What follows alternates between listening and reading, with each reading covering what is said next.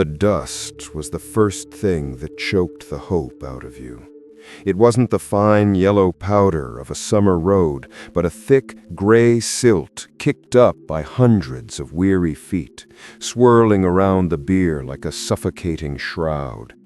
It clung to the tear-streaked faces of the women and settled on the shoulders of the men who bore the terrible weight of the coffin. This was the village of Nain, and this was not just a funeral.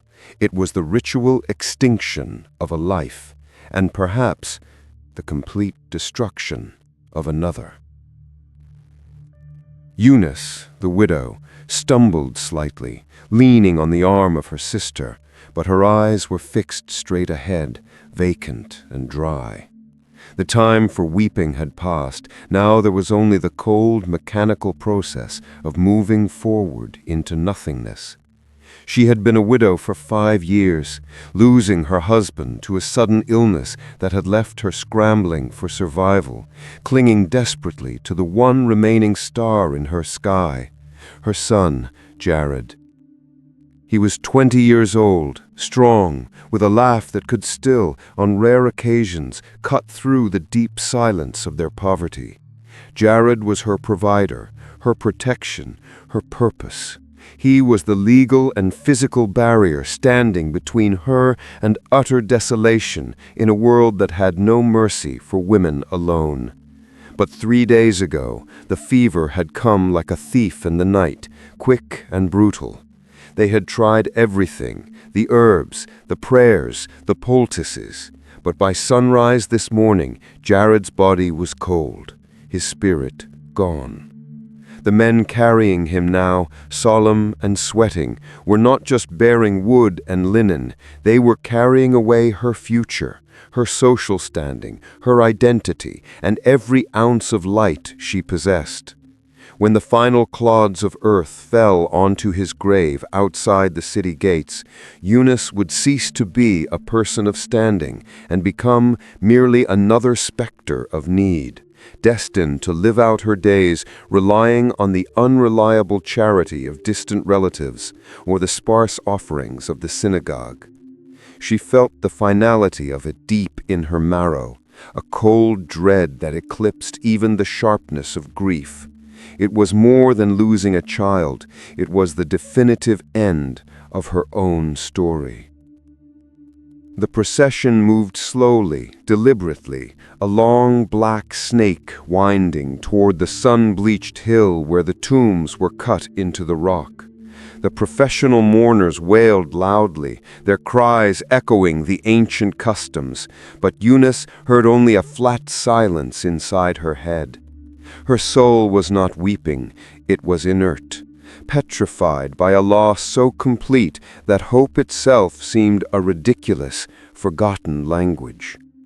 As they neared the massive, shadowed gate of Nain, the scent of death and dried spices was almost overwhelming, a tangible presence hanging in the hot midday air, marking this moment as irreversible and absolute. This was the moment where the line between the world of the living and the domain of shadows was irrevocably crossed. She prayed, silently, desperately, for the journey to simply end, for the merciful oblivion of the tomb to swallow her sorrow whole. It was the deepest despair a heart could know, being forced to attend the funeral of your own life. The societal geometry of Nain dictated this agonizing public performance of grief. Eunice understood the rules. The larger the crowd, the greater the honor shown to the departed, and consequently, the greater the sympathy extended to the surviving family. But the sheer volume of people following Jared's bier felt less like honor and more like oppressive scrutiny. Every face was a mirror reflecting her new, desolate reality. The community understood the catastrophic nature of her loss. They knew what happened to a widow who lost her only son. It wasn't just personal pain, it was a civil catastrophe.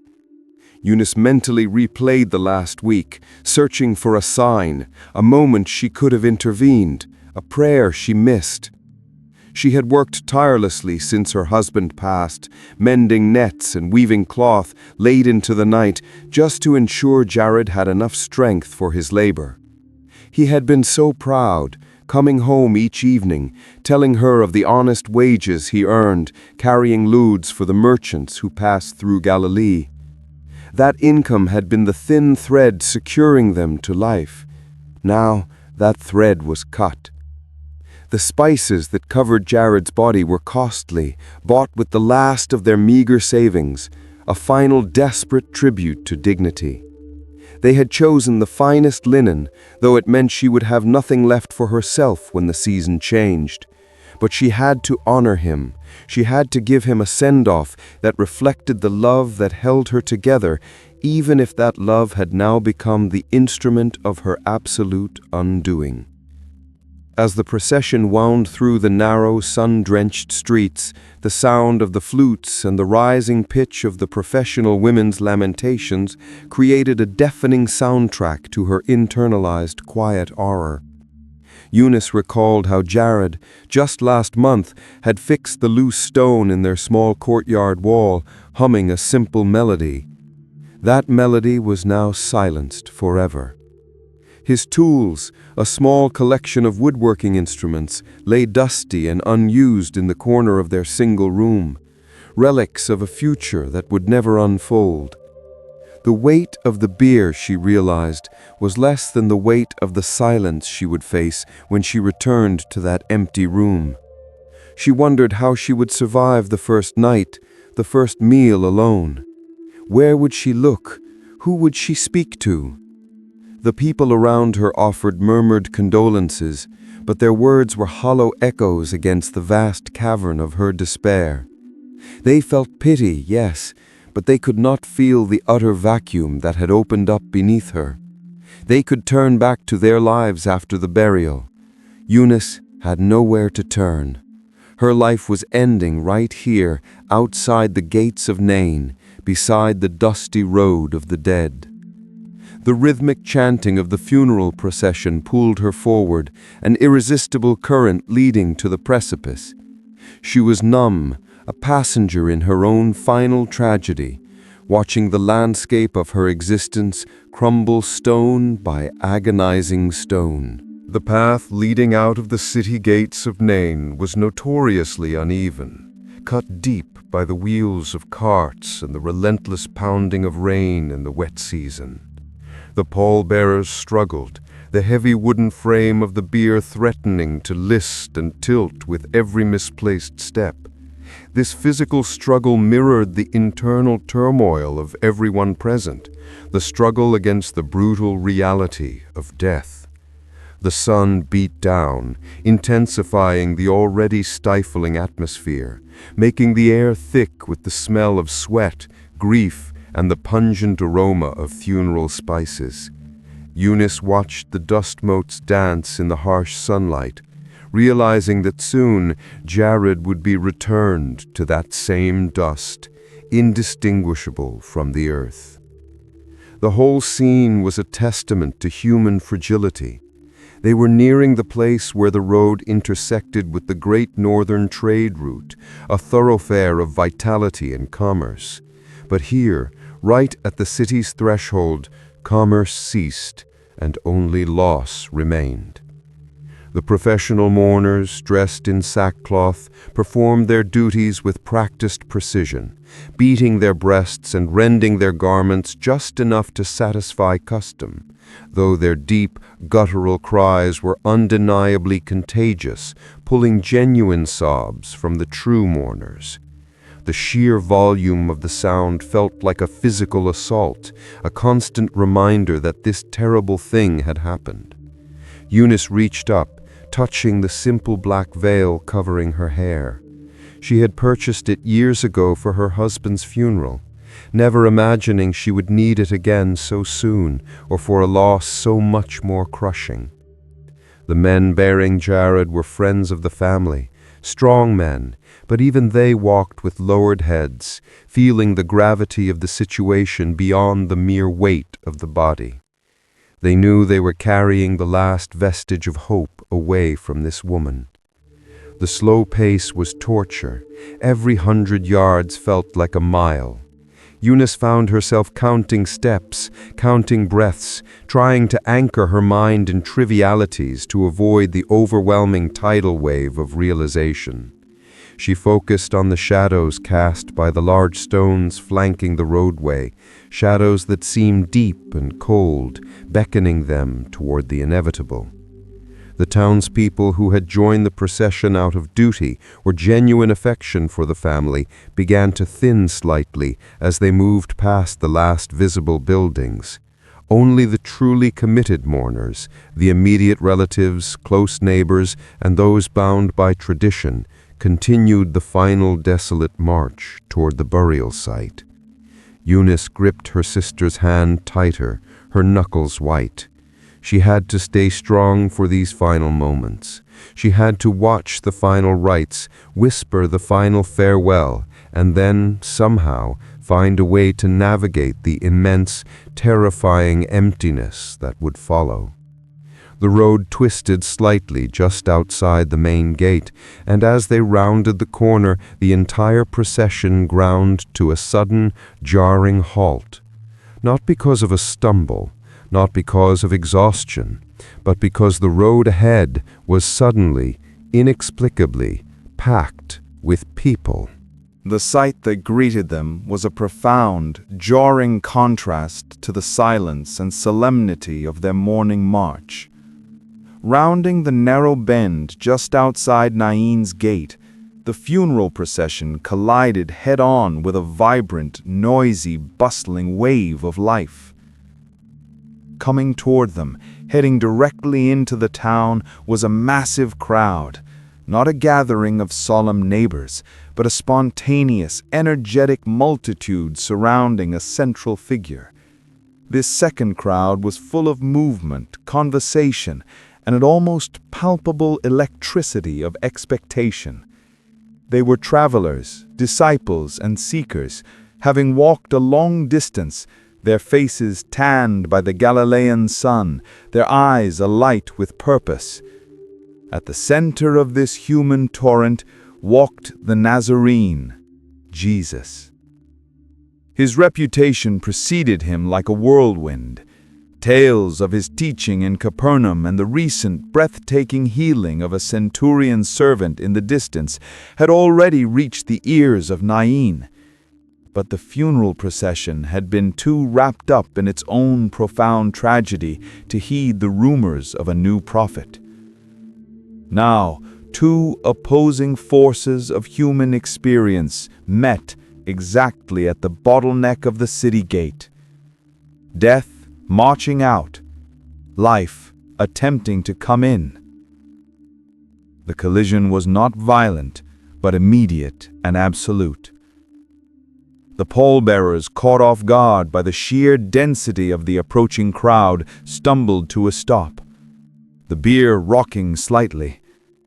The professional mourners' wails were abruptly cut short, replaced by confused silence and the murmur of the approaching crowd. Eunice, hidden slightly behind the bier, looked up from her despair and saw him. He was taller than she expected, clad in simple garments, but radiating an authority that seemed to quiet the very air around him. His disciples, sturdy, weather-beaten men, moved to clear a path, but the two crowds were too entangled. The funeral party was forced to face the unexpected interruption. They were carrying the ultimate symbol of finality, a dead body, shrouded and ready for the earth, and they had run into a man who, rumor claimed, spoke of resurrection and eternal life.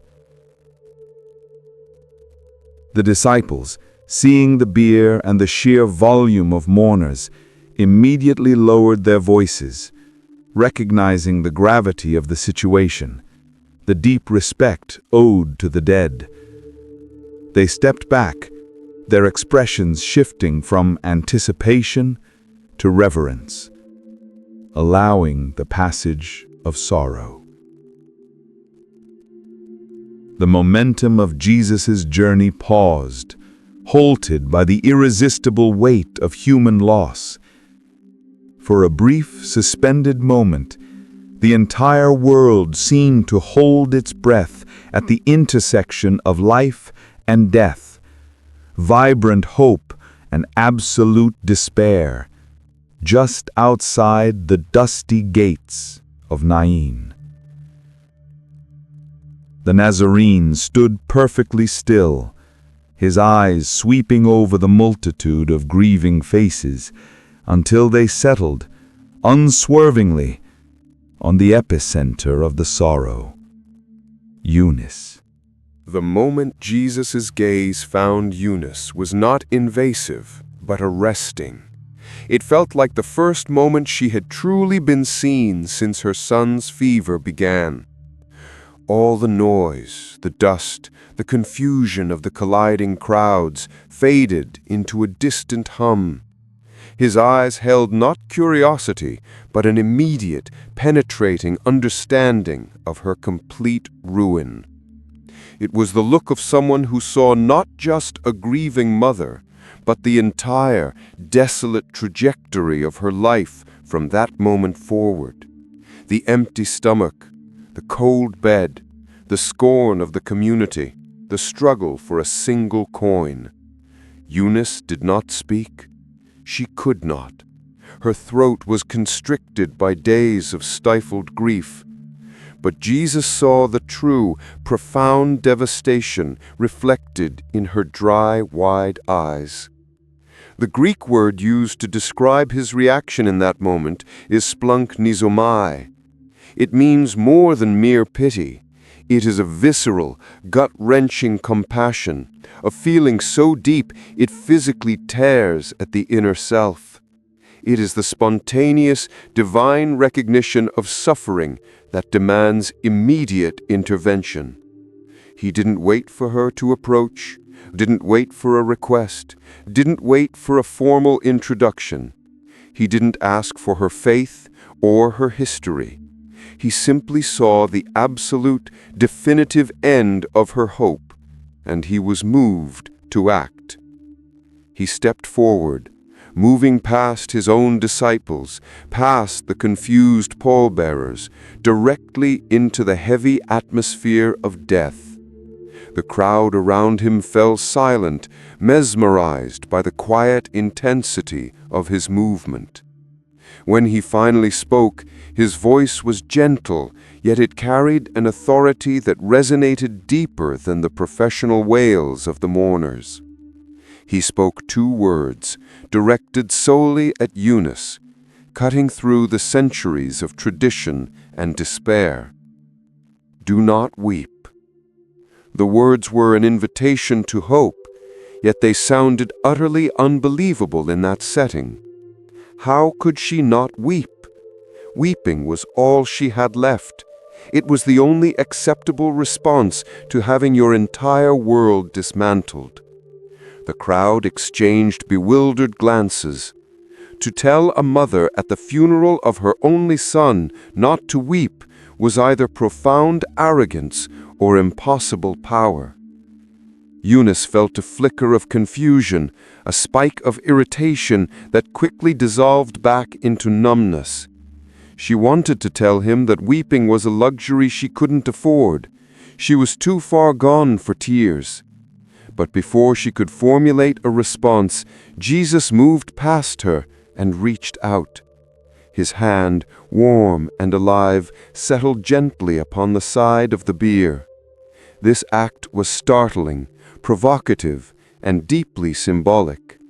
Touching a bier, a coffin, rendered a person ritually unclean, a defilement he ignored entirely, prioritizing human suffering over legalistic purity. The men carrying the bier instantly halted, frozen mid-step. They knew the law, and they knew the weight they carried. Who was this man who dared to interfere with the sacred rites of the dead? The moment was suspended, the true crowd silent, waiting for the consequence of this staggering interruption. The deep compassion in his eyes seemed to ask a fundamental question of every person watching, and I pose it now to you. When you feel utterly defeated, when the world demands you accept loss as final, what hidden reserves of faith or hope do you believe might still exist within you, even when your mind tells you there is nothing left? Share your thoughts below. It is in these moments of total exhaustion that true miracles often begin. Jesus stood there, his hand resting lightly on the cold wood, challenging the dominion of death with a single, unshakable presence. The silence that followed Jesus' touch was heavier than the bier itself. The pallbearers, strong men, accustomed to the physical burdens of life, stood paralyzed, their muscles tightening beneath the strain of holding the coffin perfectly steady. They dared not drop it, nor did they dare move forward against the silent command of the man who had just touched the object of their unclean task. Their eyes were wide, fixed on Jesus, searching for some sign of madness or deception. The crowd, previously chaotic, now stood as a solid wall of witness, every gaze focused on the central drama. Then Jesus shifted his attention from the mother to the deceased. He looked down upon the shrouded body lying rigid on the wooden frame. This was not the look of a healer, but of a master addressing a servant. The shift in demeanor was absolute. The tender compassion shown to Eunice gave way to an unwavering, quiet authority aimed squarely at the realm of the dead. He spoke not to the air, not to the mourners, but directly into the heart of the great ancient silence that encapsulates death. "Young man, I say to you, arise." The command was stunning in its brevity and its audacity. It contained no prayer, no invocation, no magical incantation, only a direct, sovereign order. For those who had followed Jesus, who had seen him heal the sick, cast out demons, and calm the storm, this was the ultimate test. Healing the sick dealt with the living. Confronting death meant challenging the boundary of existence itself, a boundary reserved for God alone. The air throbbed with the sound of the command, the only sound after the moment of silence. Eunice, who had been numb, felt a sudden sharp jolt of raw, terrifying expectation. Her rational mind screamed that this was impossible, that the finality of the cold body beneath the shroud was undeniable. But the sound of his voice resonated in a place deeper than reason, a primal, untouched part of her soul that dared to whisper, "What if?" The disciples, standing slightly back, held their breath, perhaps shielding their faces, preparing for the spiritual backlash, the inevitable failure that must surely follow such a colossal claim. The laws of nature, the accepted tragedy of human life, were arrayed against this single spoken sentence. Yet Jesus stood there, utterly calm, waiting for the universe to bend to his word. The sun beat down, the dust hung still, and the heart of Nain waited, suspended between utter despair and an entirely unreasonable, nascent hope. The response was not instantaneous, but it was absolute. There was a pause, perhaps only a few seconds long, that felt like an eternity compressed into a single painful gasp of breath. Then, slowly, unbelievably, the shrouded figure on the bier stirred. It began with a barely perceptible twitch of the toes beneath the linen, a movement so slight that most of the observers missed it entirely, attributing it to the shifting of the wood or the tremor of the pallbearers. But then the left hand, which had been resting stiffly over the chest, clenched slowly into a fist. A sound, a small, wet cough, escaped the lips of the young man, followed by a sudden, deep, rattling inhalation, the sound of the breath of life forcefully reclaiming the lungs of the dead.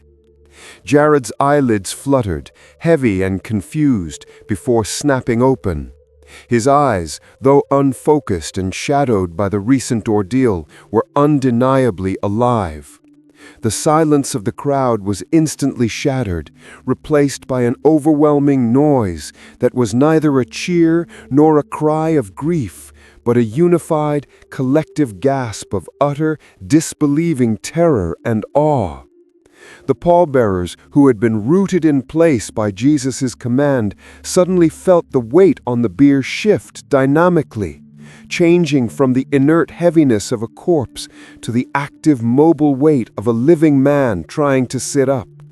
They instinctively staggered back, letting go of the handles, the sudden profane disruption of death causing them to recoil in visceral fear. The bier clattered slightly onto the dusty path. Jared, still wrapped in the burial cloths, now sat upright, looking around with profound disorientation, blinking against the harsh midday sun. He looked exactly like a man dragged violently back from a deep, dreamless sleep. His first action was simply to breathe again, deeply, feeling the rush of oxygen into lungs that had forgotten their function. Eunice did not scream. She did not rush forward. She stood perfectly still, her hands trembling violently, the floodgates of her emotional numbness finally breaking. Tears, hot and heavy, streamed down her cheeks, not of sorrow, but of a dizzying, miraculous shock. It was a sight that defied all human understanding.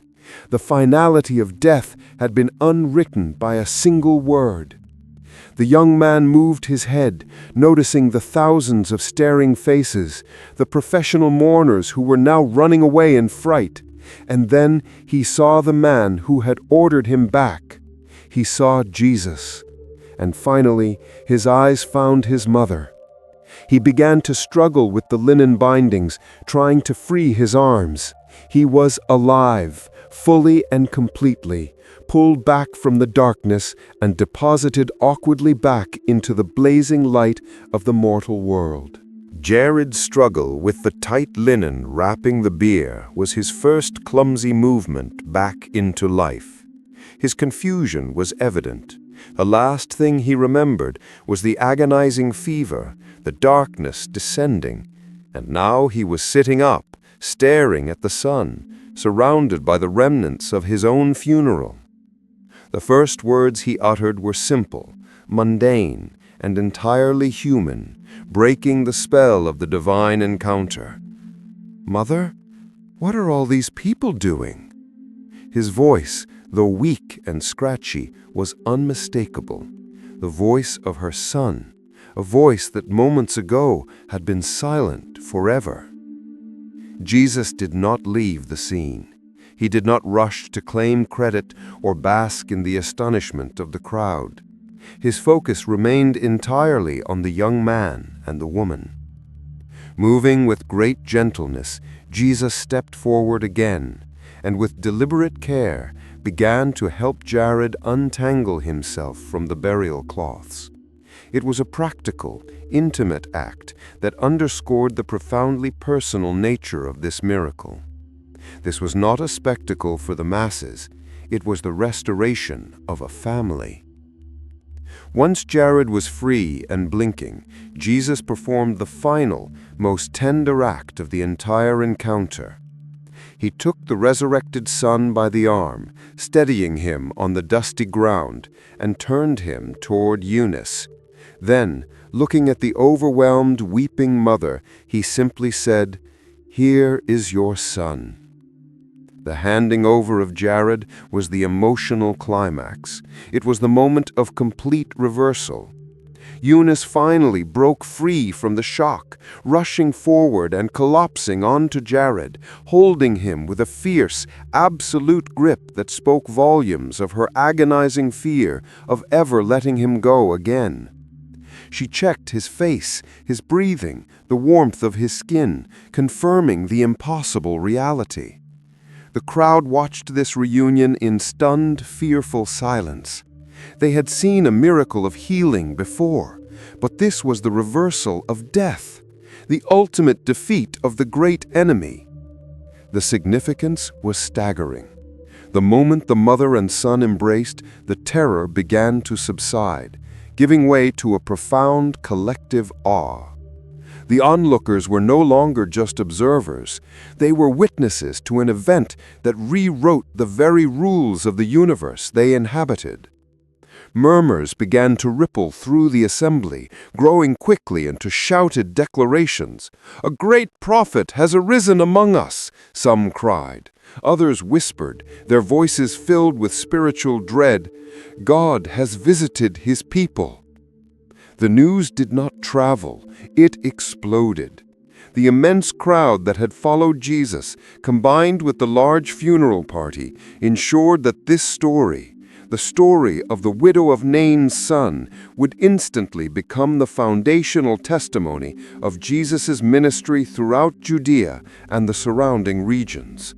The procession that had left the city gate carrying death now turned back, carrying life.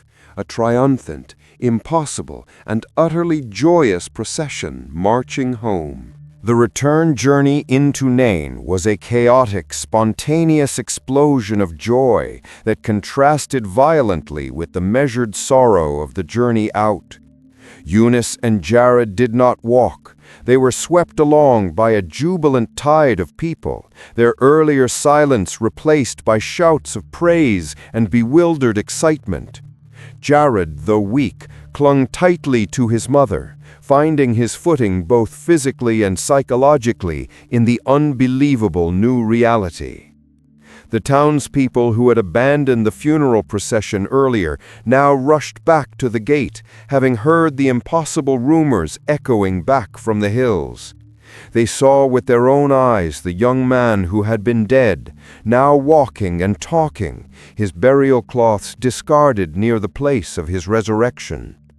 Eunice, who had been a specter of despair just moments ago, was now radiant, though still shaking with the residual shock of the miracle. Her dignity was not just restored, it was amplified beyond measure.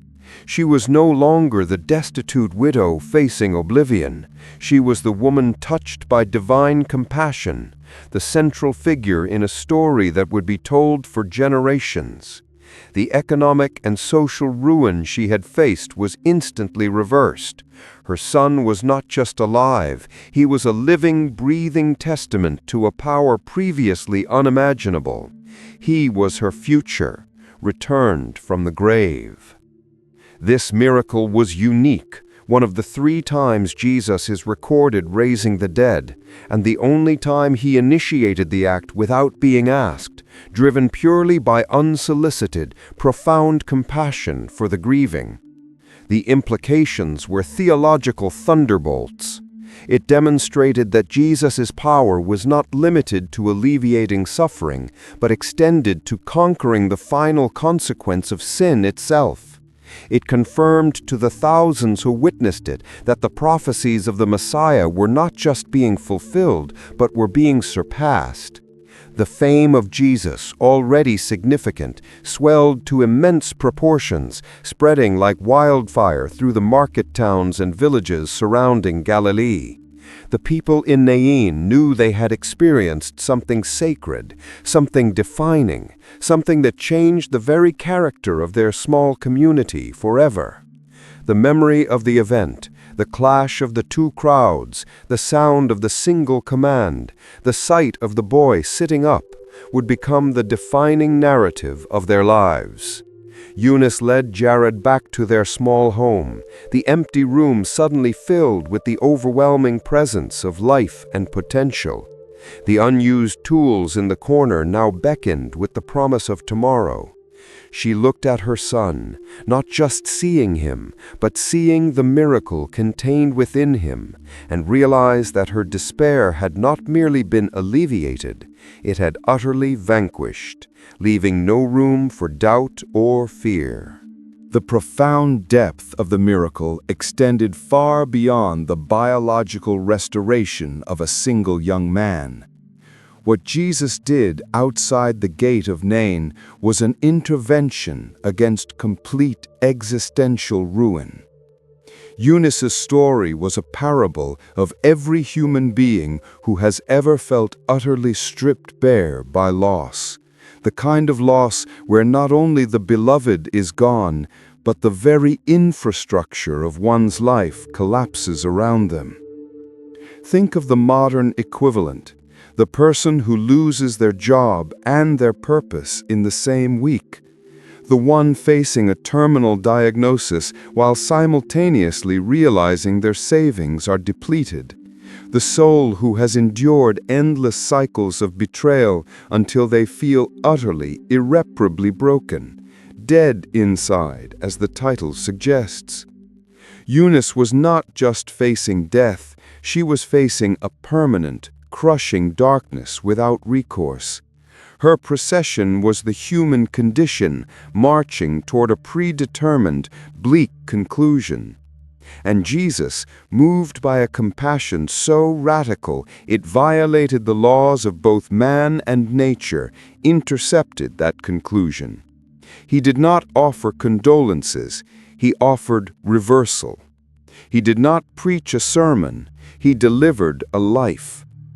This forgotten miracle, so often overshadowed by the raising of Lazarus or Jairus' daughter, stands as the purest testament to unsolicited, overwhelming divine care. He saw her, stopped his entire mission, and reversed the ultimate consequence of sorrow simply because he cared. He was actively engaged in the process of reversing human inevitability. The sheer weight of what he commanded, arise, echoes down the corridors of history, offering the promise that no matter how final, how absolute, or how irreversible your current loss feels, there exists a power capable of intervening at the very last moment, at the threshold of the grave. The fear and awe of the crowd, the shouts of, "A great prophet has arisen," were the logical responses to seeing mortality defied.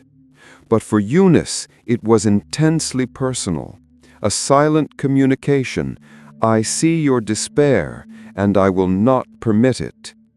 She spent the rest of that day simply touching Jared's face and hands, rememorizing the topography of his living body, marveling at the mundane miracle of his breathing.